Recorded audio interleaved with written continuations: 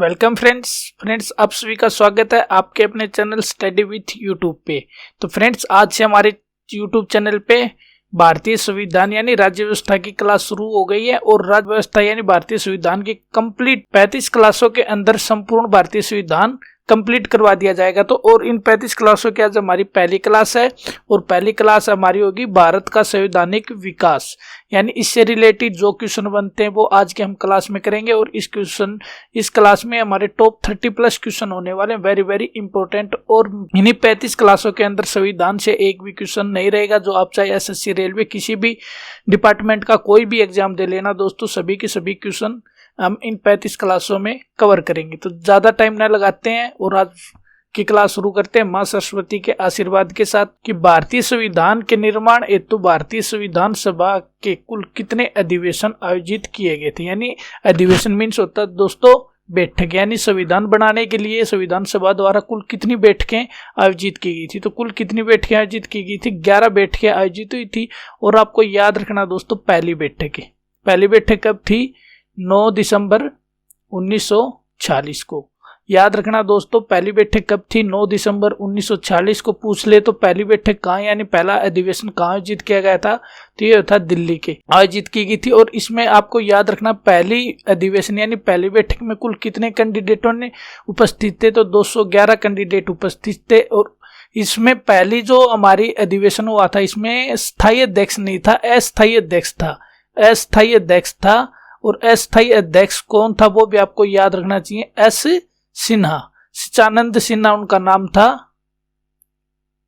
सिन्हा। और ये इसलिए अस्थायी अध्यक्ष नियुक्त किए गए थे क्योंकि ये 211 में सबसे ज्यादा उम्र का व्यक्ति था, इसलिए इन्हें अस्थायी अध्यक्ष नियुक्त कर दिया गया था। और आगे मैं बता दूंगा दोस्तों आगे के क्वेश्चन में स्थायी अध्यक्ष कब बना था, ये भी सारा आपको A to Z क्वेश्चन कराए जाएंगे इस क्लास में। तो आपसे रिक्वेस्ट यही है कि बिना स्किप करते हुए सभी क्लास के सभी क्वेश्चन देखें और उनसे सभी रिलेटेड जितने क्वेश्चन बनते हैं वो इसी क्लास के अंदर करवाए जाएंगे। तो चलिए नेक्स्ट क्वेश्चन हमारा देखिए, किस वर्ष जनगण मन को भारत के राष्ट्रगान के रूप में अपनाया गया था? तो देखिए ये राष्ट्रगान हमारा जनगण मन अधिनायक। और देखिए जिस दिन अपनाए गए थे उस दिन 3 चीजें अपनाई गई थी। क्या क्या अपनाई गई थी वो भी आपको याद रखना चाहिए। एक तो हमारा राष्ट्रगान, एक हमारा राष्ट्रीय गीत, ये तीनों एक ही दिन अपनाया। राष्ट्रपति को भी उसी दिन चुना गया था, उसी दिन राष्ट्रगीत को अपनाया गया था और राष्ट्रीय गान को भी उसी दिन अपनाया गया था। तो ये डेट क्या थी? 24 जनवरी 1950। तो ये कब अपनाए गए थे?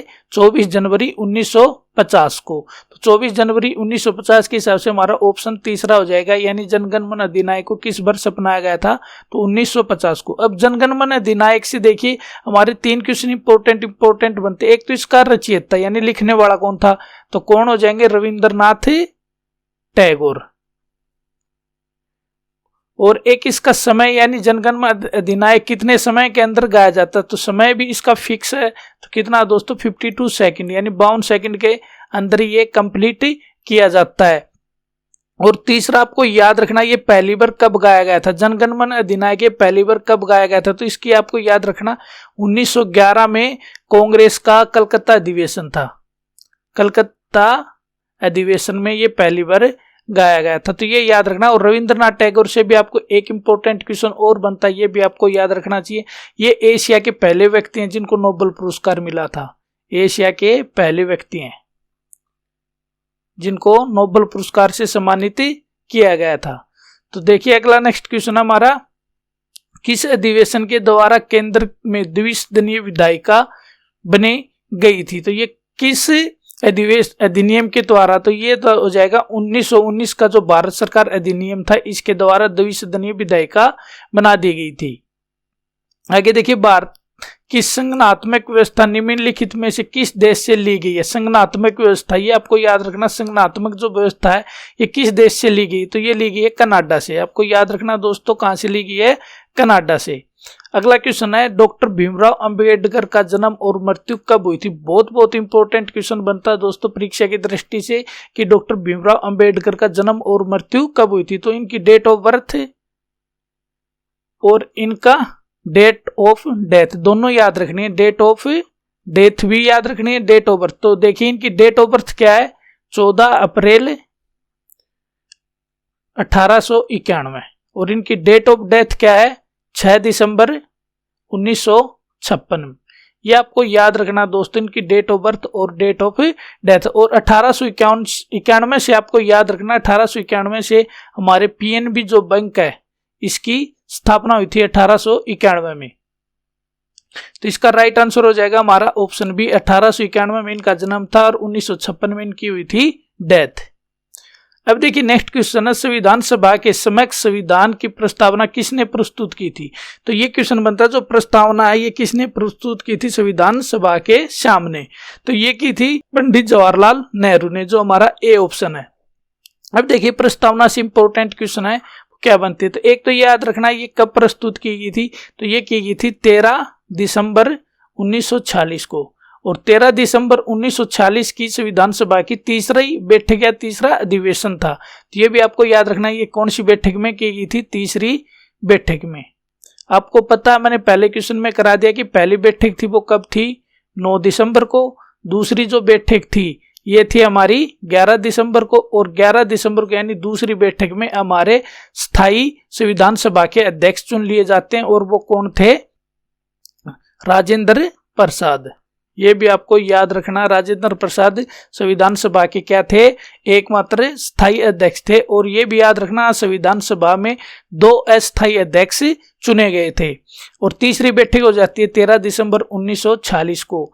अब देखिए प्रस्तावना को ये तो प्रस्तुत किया गया था, और स्वीकृति कब मिल गई थी ये भी आपको याद रखना, 22 जनवरी 1947 को। तो ये इंपॉर्टेंट क्वेश्चन बनते हैं हमारी प्रस्तावना से, तो ये आपको याद रखने दोस्तों। अगला देखिए, अगला क्वेश्चन है, निम्नलिखित में से संघ संविधान समिति का अध्यक्ष कौन थे। संघ संविधान समिति का अध्यक्ष बताना है, तो इसके थे जवाहरलाल नेहरू, पंडित जवाहरलाल नेहरू हो जाएंगे।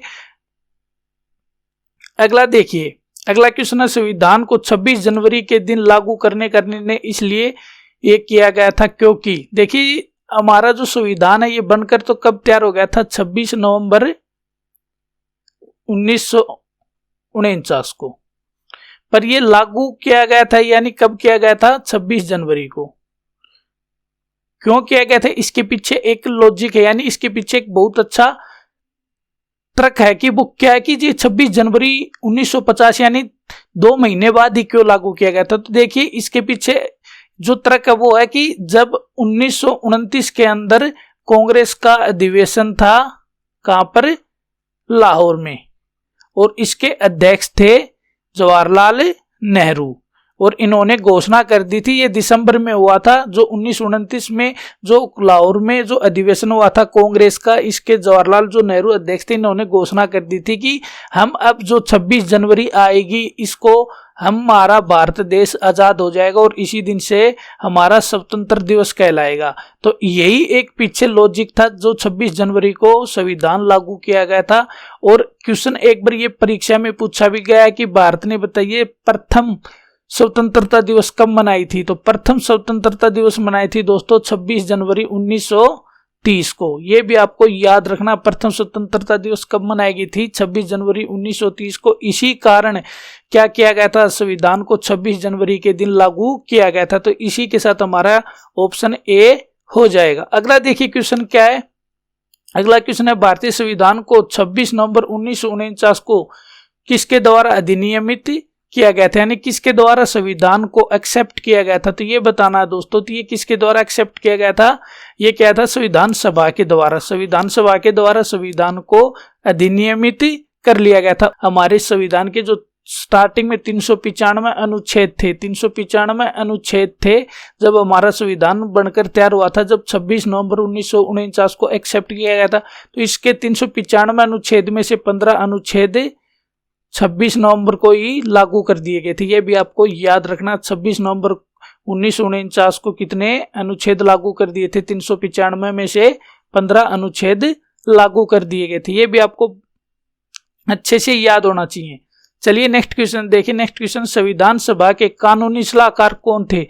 जब हमारे संविधान सभा में टोटल कितने सदस्य नियुक्त हुए थे दोस्तों, तो हमारे टोटल सदस्य 389 सदस्य संविधान सभा के लिए नियुक्त किए गए थे। इनमें जो कानूनी सलाहकार थे तो वो कौन थे?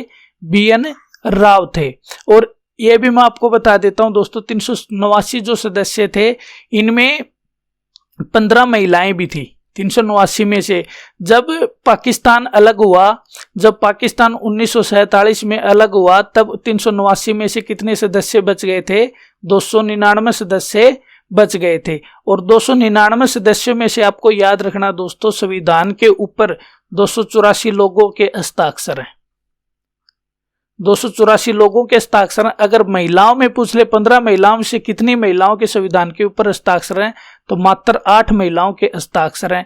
और संविधान पर आपको यह भी याद रखना दोस्तों कि जो 284 में से पहला जो हस्ताक्षर हुआ था, जो फर्स्ट हस्ताक्षर था, ये आपको याद रखना किसका था?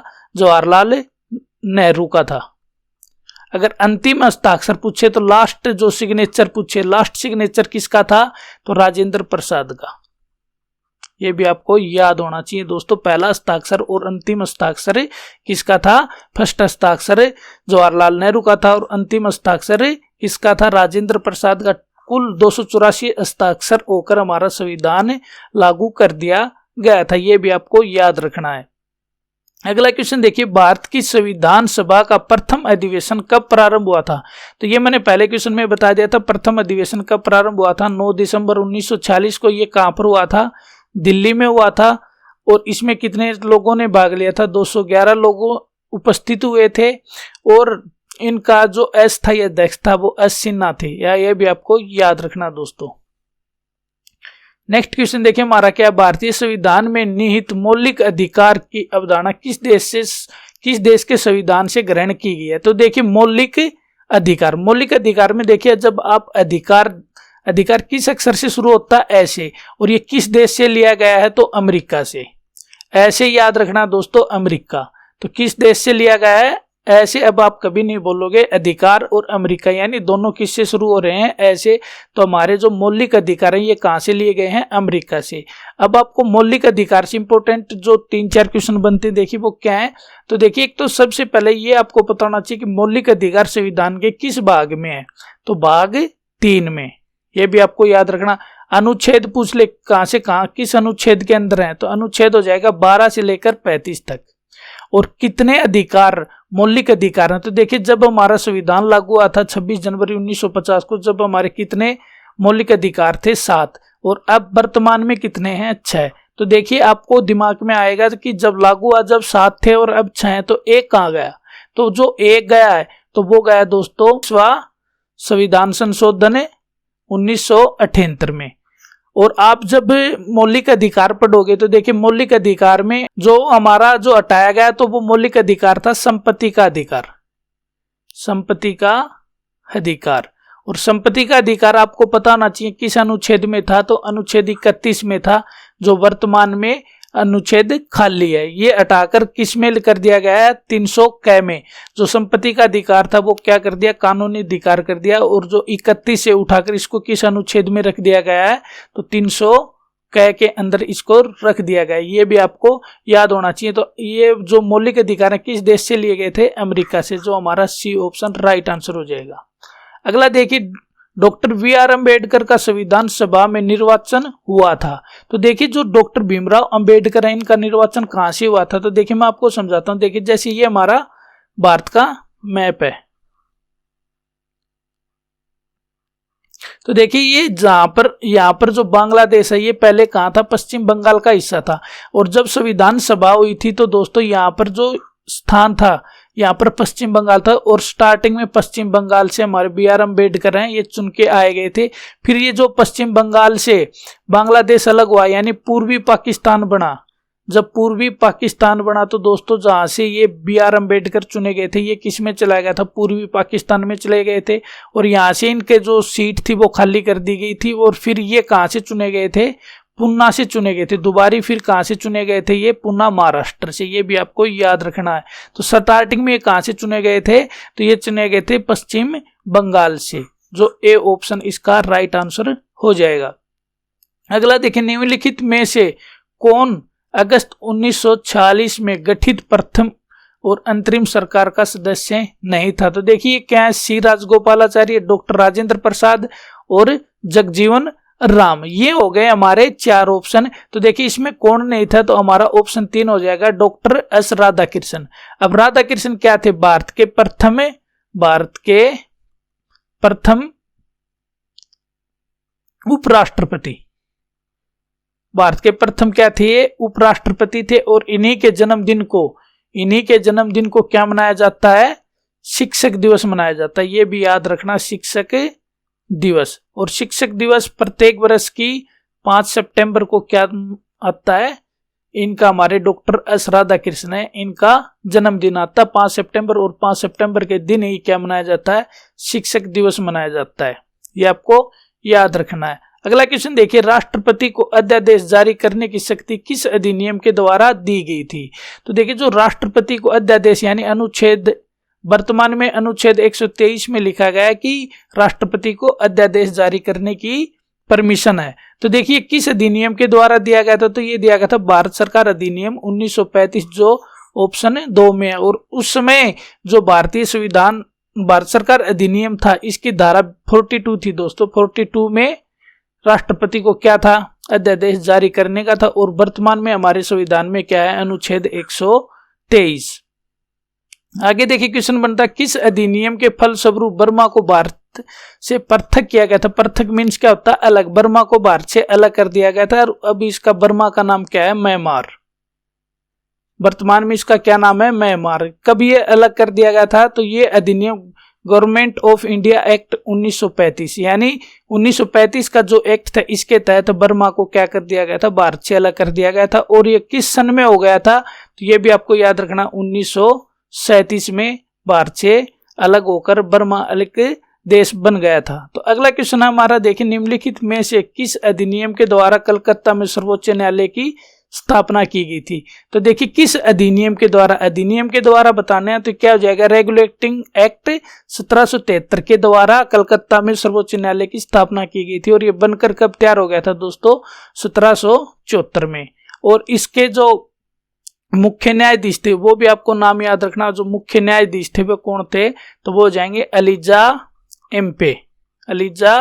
एम्पे इसके प्रथम मुख्य न्यायाधीश थे। अगला देखिए, अगली क्वेश्चन नहीं है इस क्लास का, हमारा अंतिम स्लाइड आ गई है। थैंक यू के साथ उम्मीद है दोस्तों आज की हमारी इस क्लास में आपको अच्छे से सीखने को मिला होगा और आज की क्लास बहुत पसंद आई होगी पॉलिटिकल साइंस की। तो आपसे यही उम्मीद है दोस्तों, अगर अभी तक आपने चैनल सब्सक्राइब नहीं किया या चैनल पे आप पहली बार वीडियो देख रहे हो तो चैनल को सब्सक्राइब कर लेना और वीडियो को लाइक करना, शेयर करना। और हमारे पॉलिटिकल साइंस यानी भारतीय संविधान को 35 क्लासों के अंदर कंप्लीट करा दिया जाएगा। जो एसएससी जीडी का एग्जाम होगा उससे पहले आपको कंप्लीट करा दिया जाएगा। तो दोस्तों उम्मीद यही है कि आपने वीडियो को लाइक कर दिया होगा, चैनल को सब्सक्राइब कर दिया होगा। तो आज के लिए इतना ही, मिलते हैं पॉलिटिकल साइंस की सेकंड क्लास में। जय हिंद, जय भारत।